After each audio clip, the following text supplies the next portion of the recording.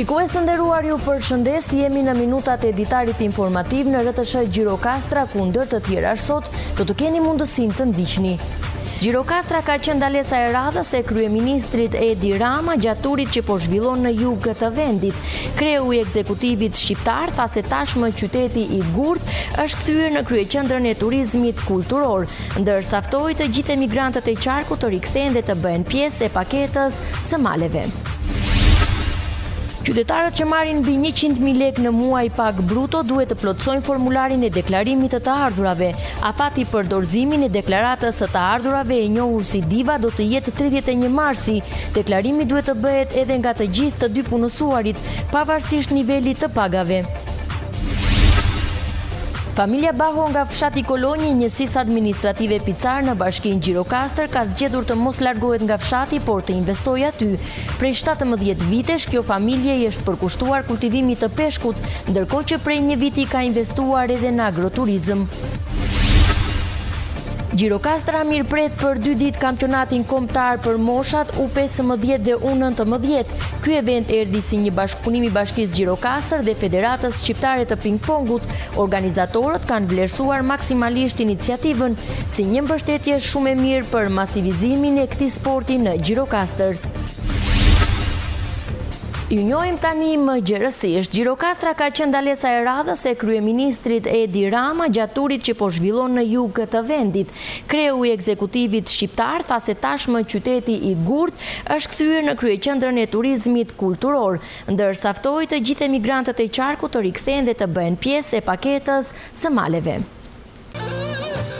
Kryeministri Edi Rama njëherë azi kryetari i Partisë Socialiste prezantoi sot kandidatët e Partisë Socialiste në qarkun Gjirokastër për zgjedhjet e 11 maj, duke theksuar se kjo është skuadra e re për Shqipërinë në Bashkimin Evropian. Kryeministri Rama nënvizoi rëndësinë e zgjedhjeve të 11 majit në procesin e antarësimit në Bashkimin Evropian. Procesi ynë i negociatave për antarësim në Bashkimin Evropian të mos kishte zgjedhje në mes, mirë po ka qelluar që ka zgjedhje në mes. Dhe këto zgjedhje bëhen vetvetiu shumë të rëndësishme për ecurinë e negociatave për antarësim dhe për vetë antarësimin në Bashkimin Evropian, sepse për herë të parë qysh se ne kemi hyrë në këtë rrugë, mbasi kemi dalë nga diktatura, dhe qysh se ne kemi menduar dhe kemi punuar për të arritur një ditë të bëhemi antarë të Bashkimit Evropian, mundësia e futjes në Bashkimin Evropian është reale dhe është aktuale për herë të parë. Sepse për herë të parë janë bashkuar ylli i fatit tonë me yllin e fatit tyre. Dhe jo vetëm ne duam, siç kemi dashur gjithmonë, që nga dita e parë që kemi dalë në rrugën e lirisë të bëhemi antarë të BE-s, por dhe ata duan që të na kenë në BE sa më parë. Drejtuesja politike e Partisë Socialiste në qarkun e Gjirokastrës njëherë zgjedhë kandidatja për deputete Mirela Kumbaro. Renditi 5 arsye pse duhet të votojnë vetëm Partinë Socialiste. Kumbaro tha se për të ndenjur tek 5-a, dua të përmend 5 arsye pse ja vlen dhe pse duhet që të votohet vetëm Partia Socialiste. E para, për gjithë transformimin që ka sjellë rilindja urbane në të 7 bashkitë e qarkut tonë. E dyta, për promovimin që është bërë këtij qarku nga qeverisja e Partisë Socialiste dhe nga kryeministri si destinacioni kryesor turistik. E treta, për kthimin e këtij qarku në zemrën e jugut që lidh gjysmën e Shqipërisë. E katërta, po jo më pak e rëndësishme, duke qenë një qark kryesisht bujqësor edhe blektoral, ku 10 vjet më parë, jo 10 vjet më parë, do thoja 5 vjet më parë, fjala agroturizëm nuk ekzistonte në fjalor, duke si fjalë e çuditshme, sot është një realitet. Dhe e pesta, për atë që është më e rëndësishme, për vizionin europian të Shqipërisë 2030, që të gjithë ju të rinj e të reja, edhe kur doni të aventuroni në botën e madhe dhe në Europë, të keni atë pasaportën me cilën të ktheheni sa herë të doni, sepse kjo është ajo që ne duam. Dhe vizioni 2030-s ne tashmë e prekim. Dhe këtu jemi po prapë si numri 5 në qarkun e Gjirokastrës, një skuadër me 5 kandidat Ne në Gjirokastër themi ngjau Krushqia pa u bë. 5 është numri i Partisë Socialiste dhe Edi Ramës në fletën e votimit. 5 janë kandidatët e qarkut të Gjirokastrës që kandidojnë në listën e Partisë Socialiste në mënyrën më të bukur se si mund të pasqyrohet identiteti i këtij qarku që është si një buket lules, nga minoriteti dropullit, tek memaliotët, nga tepelenasi tek përmetarët e këlqyriotët, tek Gjirokastra me lungjin e gjithçka brenda dhe padyshim me Libovës time. Kryeministri Rama nënvizoi gjithashtu se këto zgjedhje bëhen shumë të rëndësishme për ecurinë e negociatave për anëtarësimin në Bashkimin Evropian, sepse për herë të parë, qysh se kemi hyrë në këtë rrugë, mundësia e futjes në Bashkimin Evropian është reale dhe aktuale. Kryeministri Edi Rama zhvilloi sot një takim në Saran me sipërmarrës të rinj të kthyer në Shqipëri, duke u shndërruar në potencial të ekonomisë rajonale. Kryeministri u ndal veçanërisht tek investimet në infrastrukturë, ndërsa nënvizoi potencialin akoma të pashfrytëzuar plotësisht që ka Saranda dhe nevojat që ka sa i përket rritjes së cilësisë së hapësirës urbane. Nga Saranda ku zhvilloi sot një takim me sipërmarrës të rinj të kthyer në Shqipëri, duke shndruar në potencial të ekonomisë rajonale, kryeministri Edi Rama ju bëri thirrje që të shtrim biznesin turistik edhe në zonat më të thella siç janë Delvina, Finiqi apo Konispoli. Kreu i qeverisë tha se këto zona kanë potencial të jashtëzakonshëm për të ndërtuar struktura hotelerie dimërore. Unë besoj që është koha që të mendohet edhe ju takon juve që ta mendoni shtrirjen e biznesit më në thellësi për të thyer sezonin dhe për të pasur edhe një deg të bizneseve tuaja turistike hoteliere në territoret brenda. Flas këtu për zonat e Delvinës, të Finiqit, të Konispolit, ku ka i potencial të jashtëzakonshëm për të ndërtuar agroturizma, për të ndërtuar struktura hoteliere dimërore për shëndetin, për relaksin, për të gjitha ato që janë shërbime që paguhen shumë, edhe që kërkojnë në radhë parë natyrë, kërkojnë mjedise të qeta dhe kërkojnë atë oxhakun me zjarr. Për këtë dhe për më shumë se kaq, keni parasysh që fondi i financimit të ndërmarrjeve të vogla dhe të mesme që u vu në dispozicion, që është 250 milionë euro dhe që është funksional sot nga Banka e Shqipërisë, linja e kredisë e Bankës së Shqipërisë me 70% garanci për kolateralin nga ana e qeverisë dhe me një interes që shkon 93% sot që flasim, është në dispozicion për të bërë të tilla investime. Kreu i qeverisë Rama shtoi se kur të hymë në Bashkimin Evropian, të gjitha prona do të opozojnë një rritje çmimi 2 fish me një herë, siç ka treguar historia e vendeve të tjera para nesh. Në momentin që ne hymë në Bashkimin Evropian, se ne do hymë në Bashkimin Evropian, të gjitha pronat do të pësojnë një rritje çmimi 2 fish me një herë, siç ka treguar historia e të gjitha vendeve që kanë hyrë para nesh. Kur Kroacia hyri në Bashkimin Evropian, një muaj mbrapa, gjithçka kërceu 2 fish, sepse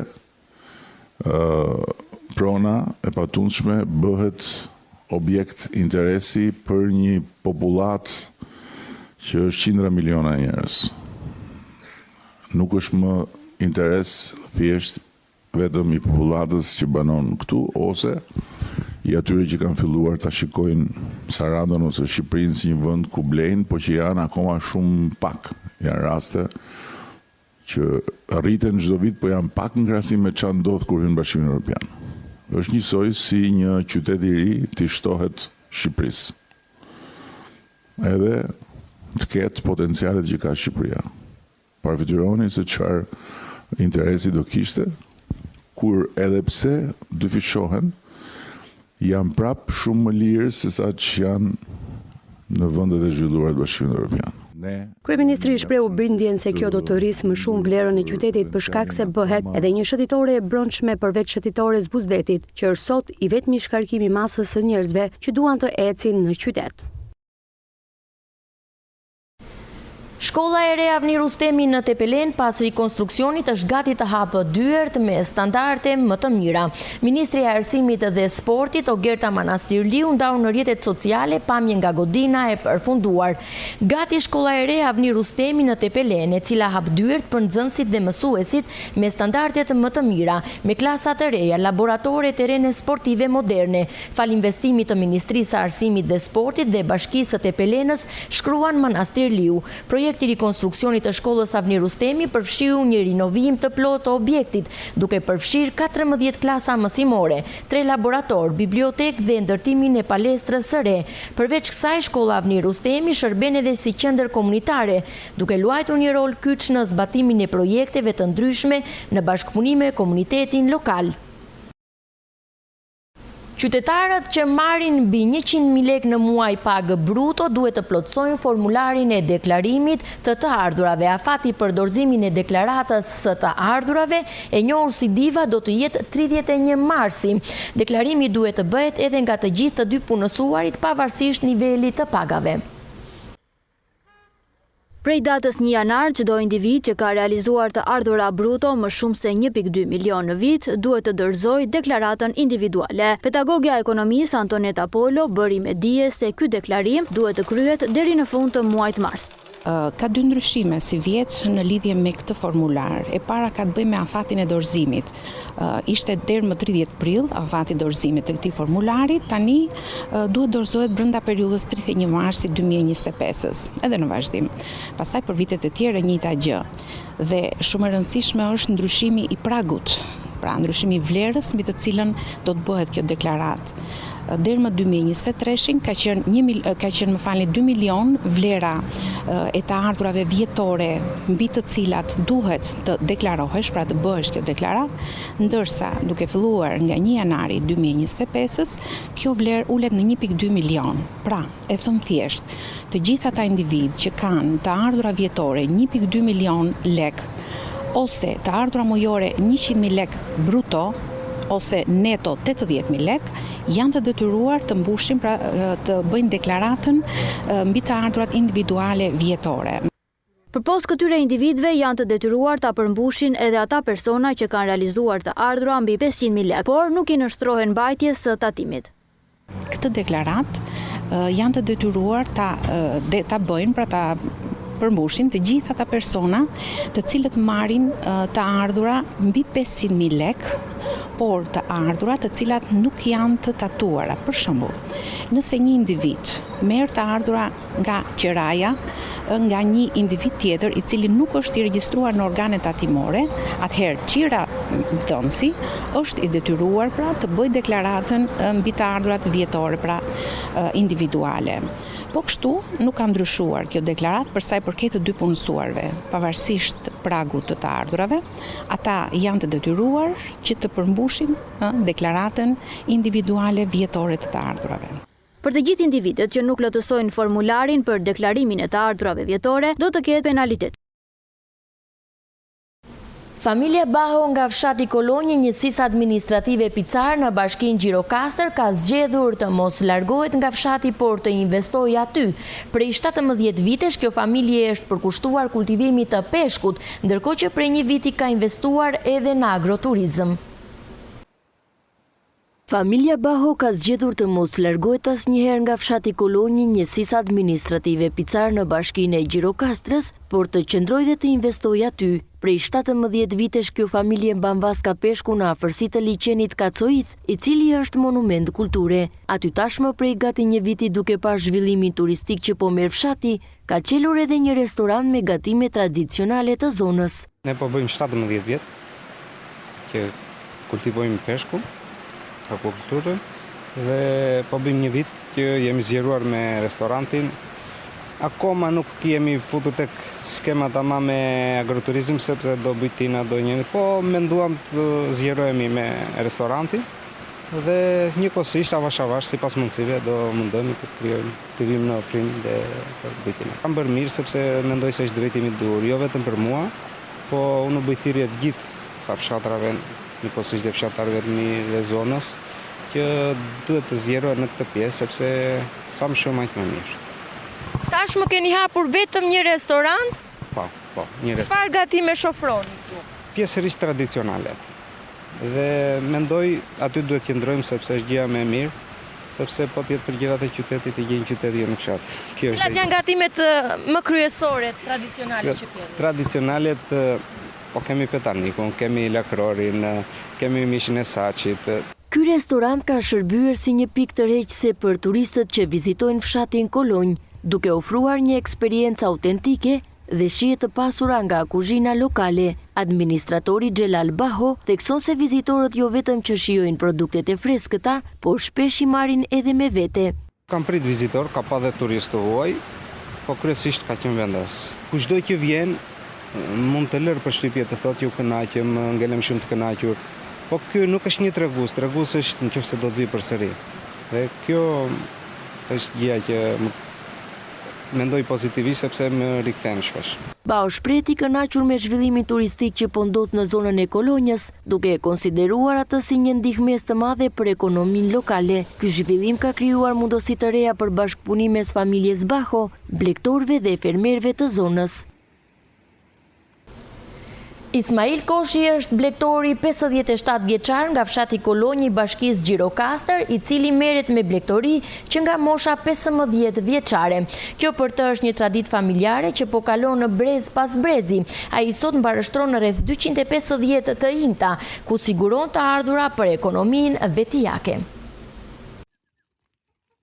Ismail Koshi është një blegtor nga fshati Kolonjë, njësisë administrative Picar në bashkinë e Gjirokastrës, që prej moshës 15 vjeçare ai ka ndjekur me pasion sektorin e blegtorisë, një traditë që ka kaluar brez pas brezi në familjen e tij. Duke u kujdesur për blegtorinë, ai vazhdon të ruajë një lidhje të ngushtë me natyrën dhe mënyrën tradicionale të jetesës, duke siguruar kështu edhe të ardhurat për familjen e tij. Në pjesë të blegtorisë kam që 15 vjeç. Edhe ushtar 2 vjet me blegtori kam qenë. Traditë kjo familjare? Kemi traditë kjo në atë parët. Edhe zilet bile i kam që të gjyshit. Tashti me këtë zanat merremi neve, se s'kemi vaj gjekundi. Edhe me këto kthehemi. U bëjmë shmet, se po bëre shmet, do t'japin. Tashti në pranver, po thuaj se nuk kanë dhe noi vetëm mjelja ka qik punë, se që i mjelëm. Pasaj ja i lëshojmë në kullot, demrit ka, se i pastrojme, i ushqejme. Behari ka në malë, që vemi lartë në malë, vështirësira ka, se në malë sërriet vetëm. Blegtori 57 vjeçar mban sot më shumë se 250 kokë të imtash, prej të cilave nxjerr produkte të ndryshme. Vitet e fundit Ismaili ka vënë re një interes të shtuar për produktet e tij edhe nga turistët e huaj që vizitojnë fshatin Kolonjë. Që më shtin mishin, ja shesëm shelegët, te kasapit, te kraji që i marrë, se vetë nuk e tregtojmë. Që më shtin vjen e merr makina këtu. Keni stallat këtu? Stallat ja këtu, që kishet i këtu, i kam për vetë. Tashmë po zhvillohet edhe pjesë e agroturizmit. Sa vinë turistët për të parë stallën, për të njohur me po ja vinë, kalojnë këtu turistët poshtë lart, po më parë mua këtu kthehen. Është gjë interesante për ta. Po si se ata dhe në rrugës kur na takojnë, i marrë makinat edhe bëjnë një video. Bashkëpunim keni me këta që hapin bujtina për të tregtuar produktet? Me këta ka, po si pas asaj, ata kur kërkojnë, po të kemi ja japëm. Kashtina kanë kërkojnë, sidomos atë gjizën e ka qupit e kërkojnë shumë, po ne bëjmë sa për vete në fakt, se jemi dhe që të shtrënguar në punë, që 2 veta jemi beharit. I ofroni këto produkte kur ata vinë për t'i? Po, diskutohet. Nuk është puna se do marrëm 2 lek neve, po njeri unë e knaq. Sidomos kur vjen në stan atje në mal që jemi jashtë fshatit, i kemi të gjitha atje në stan. Është një mënyrë për t'i tërhequr ata? Po si s'është ajo, se ai që ka qef, të thash që ka qef, ka dëshirë, vjen me dëshirë, me qef. Merri një grek par vjet mu këtu, tek Milja Dhënte, edhe rritë me një vajzë nusen e kishë si mosha jote. Edhe gëzoj ai që i Milja me nusen, i Milja. Gëzoj në një saj maruam edhe bravo, tha. Sektori blegtoris ka një ndikim të rëndësishëm në zhvillimin e agroturizmit në fshatin Kolonj. Tradita e blegtorisë e ruajtur nga blegtorë si Ismail Koshi, jo vetëm që siguron produkte të freskëta, por gjithashtu krijon mundësi për vizitorët të përjetojnë jetesën rurale dhe kulturën e fshatit. Në ditën botërore të ujit në qytetin bregdetar të Sarandës u zhvillua një aktivitet ndërgjegjësues i organizuar nga ujësiellës kanalizimet në bashkëpunim me nxënësit e shkollave. Gjatë këtij aktiviteti, qytetarët u njohën me rëndësinë e ujit si burim jetik dhe u shpërndan mesazhe ndërgjegjësuesi mbi mbrojtjen e burimeve natyrore dhe garantimin e një mjedisi të qëndrueshëm. Ne jemi burimi, ju jeni energjia. Me këtë moto, u pan të përfshihen edhe shkollarët e Sarandës në aktivitetet e organizuara në ditën botërore të ujit. Në shëtitore dolën fëmijë me bluza ku shkruhej ky slogane të tjera thirrje për t'u bashkuar fushatës ndërgjegjësuese për ta përdorur me kursim ujin në familje, në shkollë e kudo. Nxënësit e shkollës nëntëvjeçare 9 tetori të qytetit të Sarandës ishin më të angazhuarit në këtë fushat. Ata ishin frekuentues të stendave promocionale që ishin vendosur në shëtitore, shpërndarës të fletpalosjeve me këshilla praktike për përdorimin e ujit të pijshëm, si dhe me informacione të dobishme për t'i perceptuar burimet e ujit si burim jete e për ta përdorur ujin si pasuri. Nxënësit me më shumë prirje në vizatim e piktur e shprehën qasjen e tyre si përdorues të mirë të ujit përmes grafikëve, ngjyrave e simboleve. Punët e tyre modeste zun vend në kavaletat e nxjera në shëtitore dhe ndroqën vëmendjen e interesin e qytetarëve. Kjo veprimtari u organizua në ditën botërore të ujit nga ujësiellës kanalizime rajoni Sarandë, shoqëria që tek shkollarët gjeti partnerët e kësaj dite për të kaluar mesazhet e nevojshme. Gjatë këtij aktiviteti, qytetarët u njohën me rëndësinë e ujit si burim jetik, me rolin që luan shoqëria rajonale e ujësiellës kanalizime Sarandë në furnizimin me ujë të pijshëm dhe trajtimin e ujrave të ndotur. Mesazhi i kësaj ishte domosdoshmëria e ndërgjegjësimit për përdorimin e kujdesshëm të ujit dhe ndikimi i tij në mjedis. Nxënësit u bën faktor që qytetarët i informohen mbi rëndësinë e administrimit të mbetjeve, duke vënë theksin tek mirë menaxhimi i tyre si faktor kyç për reduktimin e ndotjes së ujit dhe mjedisit përreth. Aktiviteti i 22 marsit arriti të ofrojë ndërgjegjësimin dhe përgjegjësinë mbi mbrojtjen e burimeve natyrore dhe garantimin e një mjedisi të qëndrueshëm. U promovua në Sarandë krijimtaria letrare viteve të fundit e gazetarit dhe publicistit Koço Kosta. Aktiviteti organizua nga klubi i krijuesve Jonian, ku të ftuarit e kanë vlerësuar si një tregimtar të veçantë në gjininë e tregimit ku gërshetohet mjeshtërisht realizmi me fantazinë dhe fjalën e zgjedhur. Klubi i krijuesve Jonian në Sarandë i kthehet promovimit të autorëve të larguar në emigracion. Kjo fundjavë solli në gjirin e krijuesve të qytetit jugor gazetarin e njohur që në vitet e fundit ka shkuar te lexuesi me 3 libra në prozën e shkurtër. Mall për ty baba, Vdekja e kaut dhe Borziloku që than lotin janë prezantuar mes miqve, krijuesve dhe kolegëve të tij gazetar të Sarandës. Tregimtar me një fuqi fjale të jashtëzakonshme, e cila fjalën e bën imazh.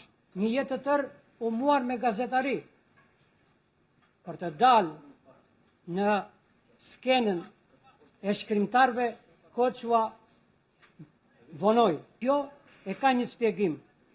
Është ndërgjegjësimi i Koços se arti i të shkruarit libra është një përgjegjësi e madhe. Mendoja se balladat e Kurbetit kishin mbaruar, por Kurbeti i ri i Shqipërisë, i shqiptarëve, krijoi i dha material Koços për të bërë prap një balladë të re Kurbeti, që është Borziloku që than lotin. Koço Kosta është një prozator i veçantë, i talentuar në gjininë e tregimit. Jemi në të tregime të llojeve të ndryshme, nga ato realiste, të gërshetimit të surrealizmit dhe fantazin, të ofrojnë një realitet të përjetuar nga secili prej nesh. Në ditën e promovimit të prozës së Koço Kostës, shtëpia botuese u kujdes që ta shoqërojë eventin edhe me dorëzimin e kopjeve të para të vëllimit të tij të ri me tregime, titulluar Bëj të fl. Gjirokastra mirëpret për 2 ditë kampionatin kombëtar për moshat U15 dhe U19. Ky event erdhi si një bashkëpunim i Bashkisë Gjirokastër dhe Federatës Shqiptare të Ping-pongut. Organizatorët e kanë vlerësuar maksimalisht iniciativën si një mbështetje shumë e mirë për masivizimin e këtij sporti në Gjirokastër. Këtë fundjavë është zhvilluar kampionati kombëtar i ping-pongut për moshat U15, U19. Sportistë të rinj kanë garuar teksa ishin të ndarë për djem dhe vajza. Pjesëmarrësit kanë qenë të shumtë në këto 2 ditë ku kanë spikatur dhe kanë zënë edhe vendin e parë në këtë sport të veçantë, por dhe të vështirë. Më pëlqen shumë, marrë gëton, më bën të ushtrohem më fort kur humb ndonjëherë edhe fitoj. Ndje për shembull fitova U15, ndola i parë në Shqipëri. Si ndihesh, çfarë emocioni të jep? Ndjeva shumë i lumtur, nuk e besoja dot as vet, por u lumturova shumë. Do të vazhdosh ta praktikosh? Do të vazhdoj. Çfarë do të japësh si tip një mesazh të rinjve apo moshatarëve të tu për ta vazhduar? Mendoj se çdo kush do ta provoj, do të ketë një shans që ta provoj këtë sport dhe ta vazhdoj në qoftë se e sheh që është i mirë në këtë. Sekretari i përgjithshëm i Federatës Tonin Binoshi u shpreh se në ditën e dytë të kampionatit garojnë rreth 45 të rinj, ku përveç garës së mrekullueshme që po zhvillohet, ka dhe një masivizim ndaj sportit të ping-pongut. Sot është dita e dytë e ping-pongut, janë moshat U19 vjeçare. Sot është rritur edhe pjesëmarrja, duke pas parasysh edhe moshën se e kanë të drejtën të losen dhe ato që janë tek mosha 15 vjeçare. Sot janë rreth 45 sportista që do të konkurrojnë për individuale për kampionët e Shqipërisë. Gjithashtu edhe këto kampionë Shqipërisë që janë do të përfaqësojnë ekipin kombëtar të Shqipërisë në Greqinë në kampionatin ballkanik 2025. Sot presim lojëra të bukura. Të rinj që kanë nisur të merren me ping-pong po synojnë të rikthejnë lavdin këtij sporti, i cili është traditë. Ishim në minutat e editarit informativ në RTS Gjirokastra. Unë ju falenderoj për vëmendjen, ju uroj shikim të këndshëm të programeve tona në vijim. Bashkë miru pafshim.